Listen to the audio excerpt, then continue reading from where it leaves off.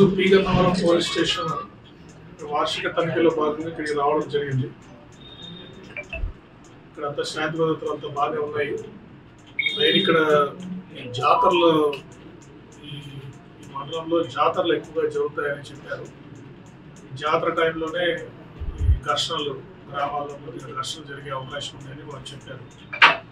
So ఎప్పటికప్పుడు ఇటువంటి conflicts ఏం జరగకుండా విలేజ్ లెవెల్లో ఇక్కడ క్యాస్ట్ టైలర్స్ అందరితో మాట్లాడి, ముఖ్యంగా యువతతో మాట్లాడి పండుగలు అవన్నీ జరిగేటప్పుడు సామరస్యపూర్వకంగా ఈ పండుగలు జరుపుకోవడానికి తగిన వాతావరణం క్రియేట్ చేయడానికి మేము ట్రై చేస్తాము.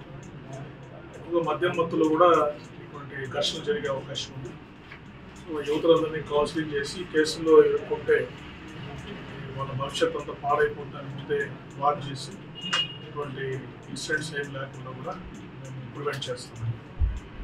జనరల్గా లా అండ్ ఆర్డర్ కోనసీమ జిల్లాలో అంత ప్రస్తుతానికి అంత ప్రశాంతంగా ఉంది.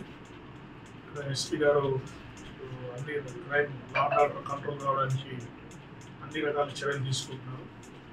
ఈ మధ్యనే చూస్తే చాలా మంచి మంచి కేసులు కూడా డిటెక్ట్ చేశారు. ఇక్కడ అమలాపురంలో టెంపుల్లో దొంగతనం జరిగింది. ఎస్బీఐ వాళ్ళు దొంగలు బయట శ్రీకాకుళం నుంచి వచ్చి గ్యాంగ్ వచ్చి ఇక్కడ దొంగతనం చేశారు. వాటన్నిటిని ఉపయోగించి టెక్నాలజీ ఉపయోగించి ఆ గ్యాంగ్ని పట్టుకున్నారు. ఆ గ్యాంగ్ పట్టుకోవడం వల్ల శ్రీకాకుళం జిల్లాలో కూడా చాలా కేసులు డిటెక్ట్ అయ్యాయి. చాలా రోజుల నుంచి తప్పించుకొని తిరుగుతున్న గ్యాంగ్ అది. అటువంటి గుడ్ వర్క్స్ అన్ని చేస్తున్నారు. ప్రస్తుతానికి ఇష్యూస్ ఏం లేకుండా రోడ్ యాక్సిడెంట్స్ కానీ, తర్వాత క్రైమ్ అగెన్స్ట్ ఉమెన్ కూడా ఇక్కడ మహిళా సంరక్షణ అనే పేరుతో ఎస్పీ గారు ఒక ప్రోగ్రామ్ రన్ చేస్తున్నారు. రెగ్యులర్గా స్కూల్స్ కాలేజెస్ విజిట్ చేసి పిల్లల్ని ఎడ్యుకేట్ చేయడం, యూపీఎస్ని కంట్రోల్ చేయడం, ఇవన్నీ కూడా రెగ్యులర్గా జరుగుతుంది. గంజాయి ప్రాబ్లం కూడా కోనసీమ జిల్లాలో పెద్దగా లేదు.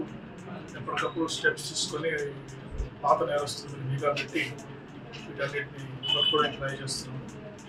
రేంజ్ పరిధిలో ఏలూరు రేంజ్లోని 6 జిల్లాల్లో కూడా ఈ సమన్వయం, అంటే వివిధ జిల్లా పోలీసుల మధ్య సమన్వయం, అంటే ఈ గంజాయి కంట్రోల్ చేయడానికి కానీ, తర్వాత ఈ దొంగతనాలు ప్రాపర్టీ అఫెన్సెస్ కంట్రోల్ చేయడానికి కానీ సమన్వయం పెంచడానికి ట్రై చేస్తున్నాం.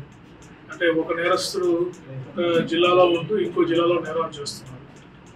అందువల్ల ఆ కన్సర్న్ ఎస్పీస్, తర్వాత సిసిఎస్ ఇన్స్పెక్టర్స్, కన్సర్న్ ఇన్స్పెక్టర్స్ మధ్య కోఆర్డినేషన్ పెంచి నేరస్తుడు ఏ ప్రాంతంలో అయితే నివసిస్తున్నాడో అప్పుడున్న ఎస్హెచ్ఓ ద్వారా ఎప్పటికప్పుడు వారి మీద యాక్టివిటీస్ మీద వాచ్ పెట్టి ఈ నేరాల అనేది కంట్రోల్ చేయడానికి ట్రై చేస్తున్నాం.